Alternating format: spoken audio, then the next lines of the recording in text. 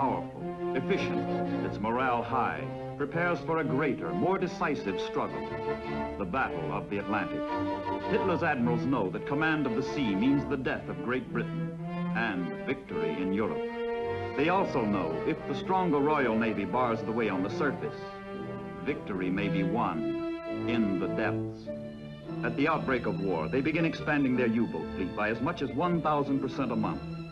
Germany's ablest scientists and technicians concentrate on perfecting the submarine, multiplying its range and deadliness. For fascism to survive, it must kill. The time has come, and Hitler hurls his U-boats into the Atlantic to ravage and destroy.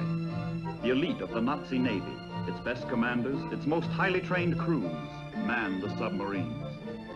To them falls the crucial mission of isolating Great Britain, of severing the arteries that feed her. If enough of England's ships are sunk, the issue will not be in doubt.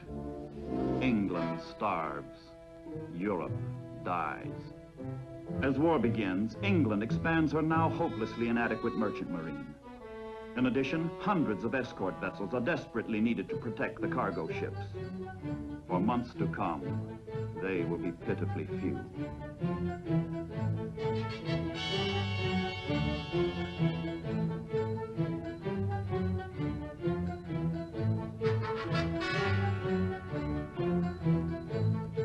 Patiently, doggedly, Englishmen build the ships which make so little showing in the statistics of naval strength. The ships without which England cannot live.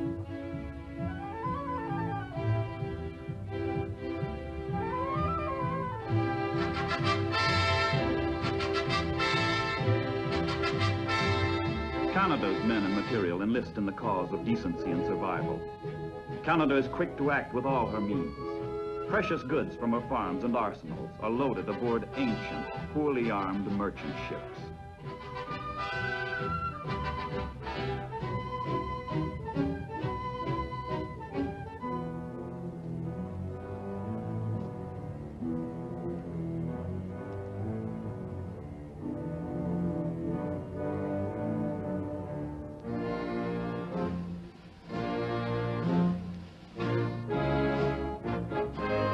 Makeshift convoy set out for the perilous crossing under the patchwork protection of converted yachts, the fishing fleet, and, if they are lucky, a ship or two of the hard-pressed Royal Canadian Navy. The sailors are sustained chiefly by the knowledge that the sea is wide and the U-boats cannot cover every mile of every route. It's a pitiful, feeble way of making war, hoping, praying to dodge the enemy.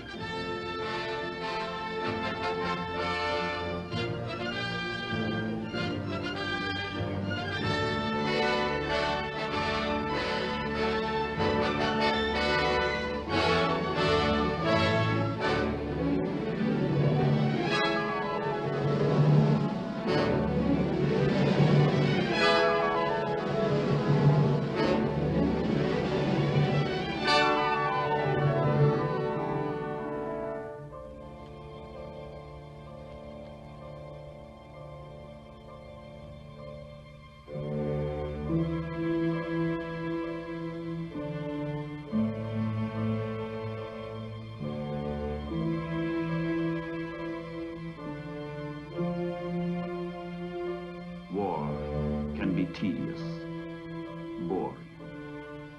Weeks of monotonous routine become almost unbearable for sailors who live under the constant threat of an enemy attack. Theirs is a cruel death, should they be torpedoed. The convoy cannot stop. It must go on until it reaches England, or until it's spotted by the Germans, whose submarines are prowling, shadowing, waiting to move in for the slaughter.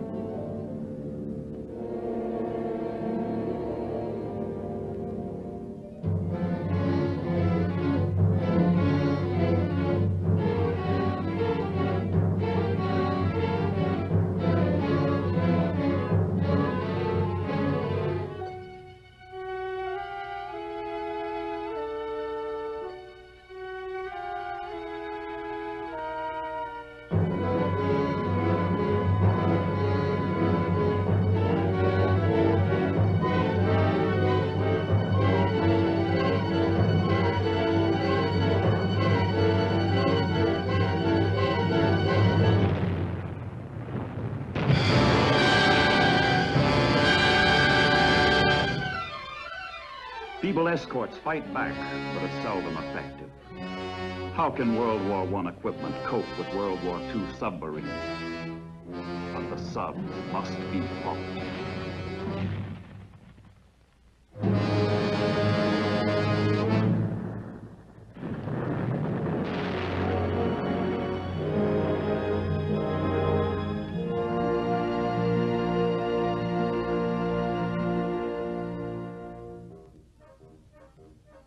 If the war at sea is deadly, the war on land seems phony.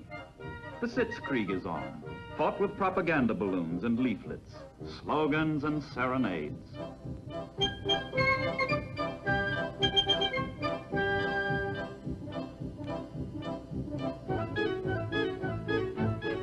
The Maginot Line seems impregnable, and the French soldiers relax.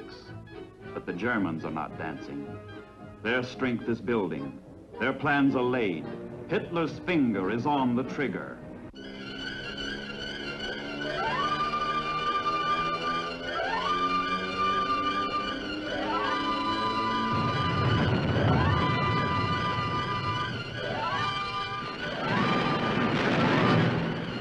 Holland is crushed.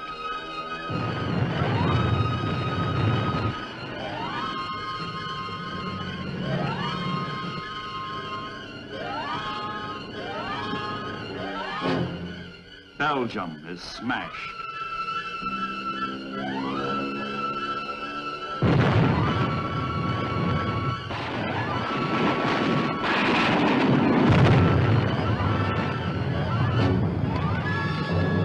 France is broken.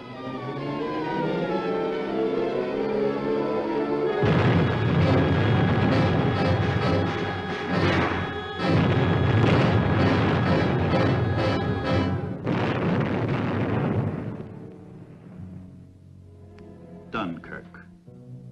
What man can know that this is the prelude to England's finest hour? Britain's sea power rescues Britain's army, but at a cost of abandoning all its equipment and all its stores. The British stand stripped of their armor, their weapons struck from their hands.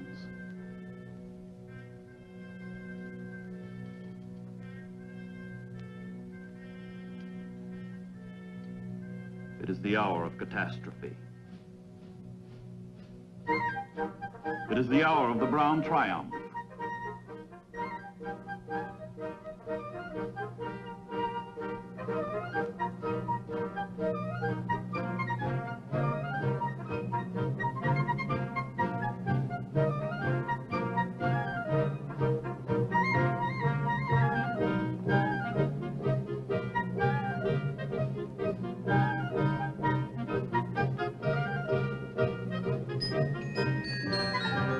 The path of glory leads to the forest of Compiègne.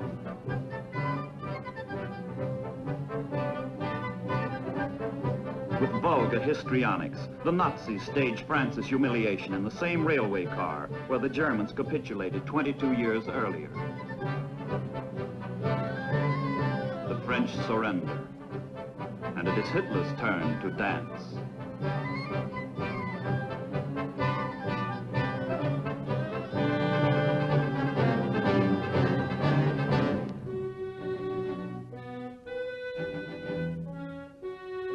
Conquest ends at the English Channel, where sea power blocks the way.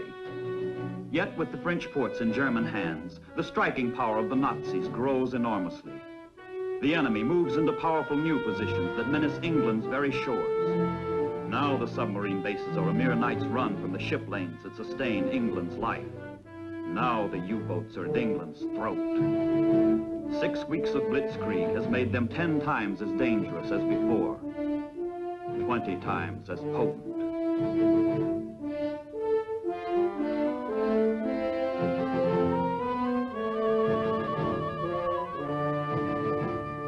And from newly acquired air bases on England's threshold comes something new to warfare, new to history.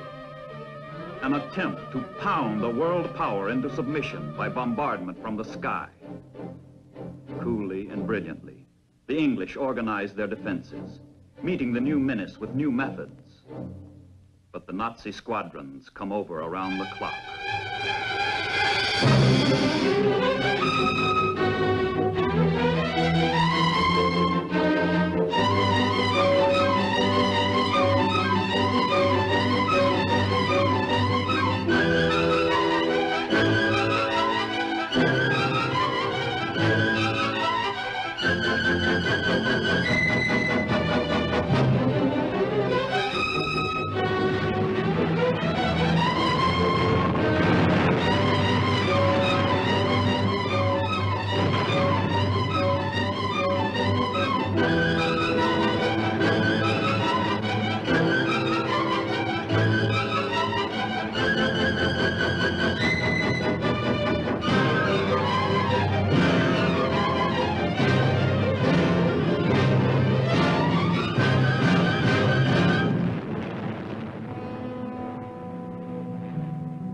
By caring not how she expends her blood, sweat, and tears, England stands firm.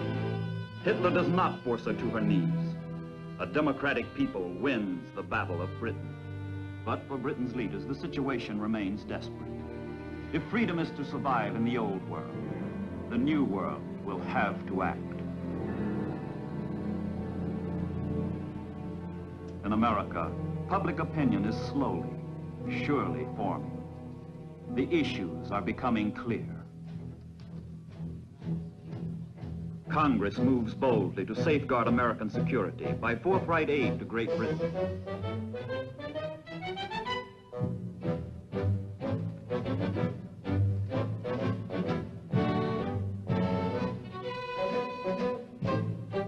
Atlantic.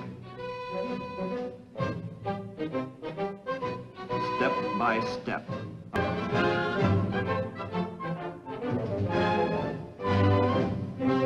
But materials by themselves are no longer enough. From coast to coast, the barracks go up by the thousands to receive draftees by the hundreds of thousands. Far-off areas become vital to the United States. Greenland lies at the crossroads of the North Atlantic. In May of 1940, she asked United States protection. Her creolite mines and weather stations are denied the Germans. American Marines move into Iceland a year later, relieving the British garrison there. The Leathernecks forestall the German threat. Whoever possesses Iceland holds a pistol pointed at England, the United States, and Canada.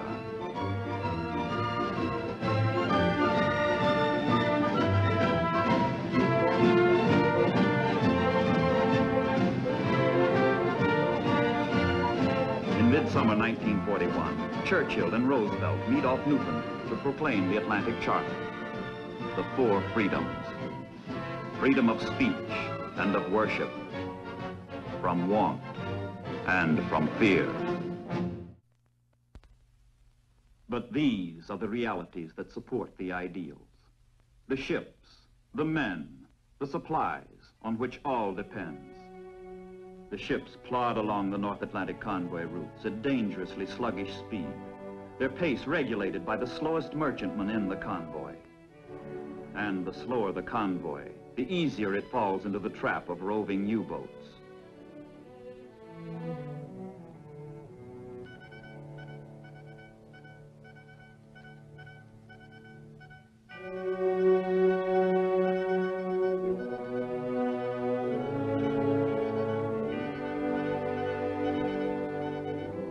The shortest course to Europe lies across the North Atlantic. Concentrated here is the flow of Allied ships and enemy submarines. While convoys are underway, Royal Canadian Control Centers keep them instructed and informed on the basis of coordinated intelligence.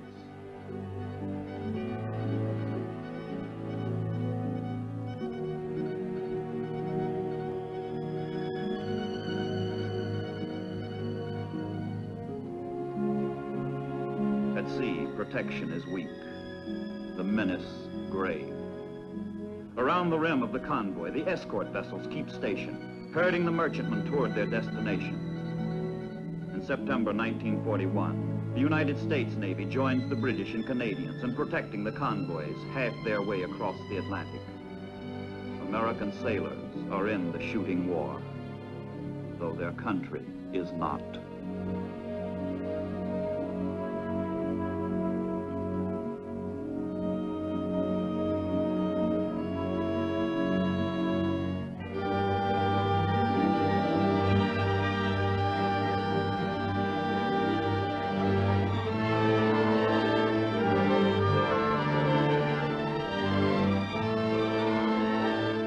Soon, too soon, a lone U-boat spots the convoy.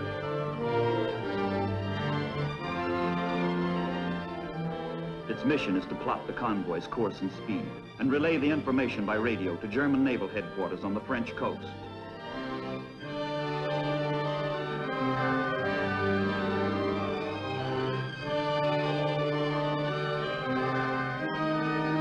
Admiral Dönitz, the genius of German submarine warfare, orders his submarines out for the kill.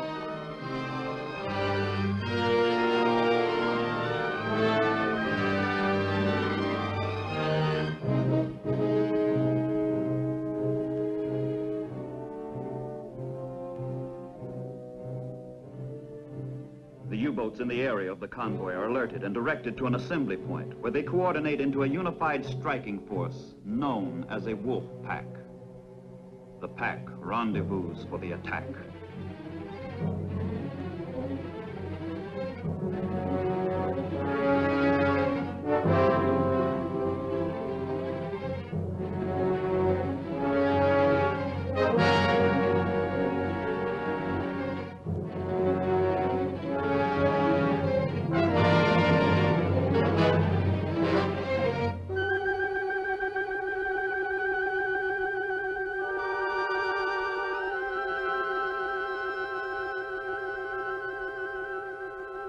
The convoy is on guard.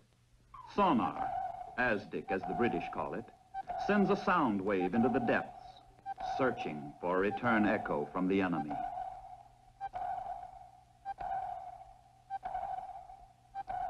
All hands on all ships are alerted in these dangerous waters, where sinkings are routine.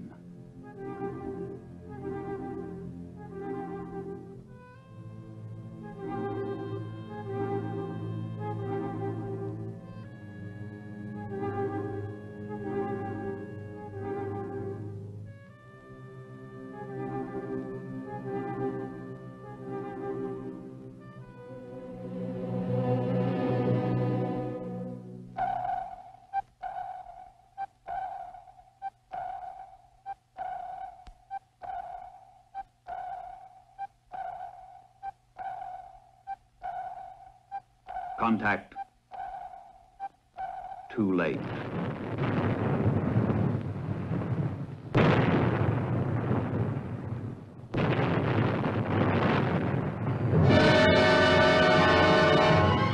At your battle station.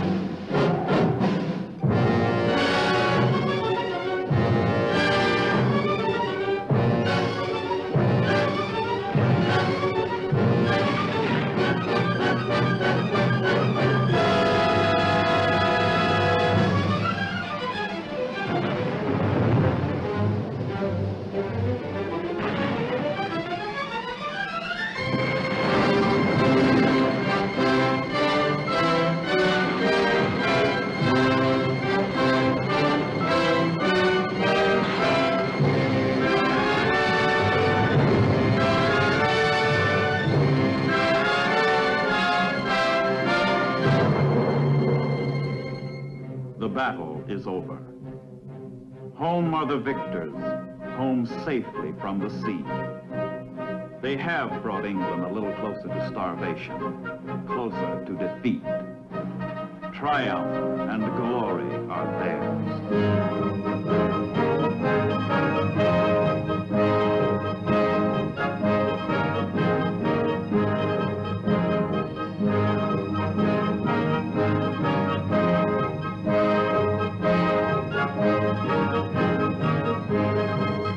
Outstanding heroes have flown to their capital, Berlin, for further celebration. The victories against England prove to the Germans the invincibility of the Third Reich. All Germany rejoices. All Germany honors its undersea sailors.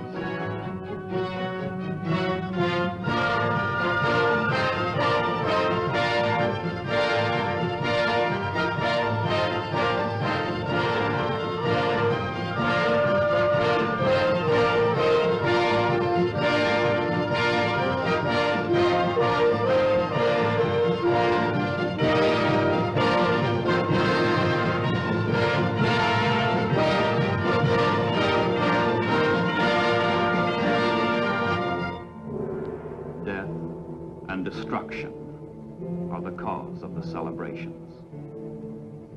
Even before the United States enters the war, the bottom of the Atlantic is a formidable cemetery of Allied ships. But there are no tombstones in the sea, only the drifting remnants of disaster.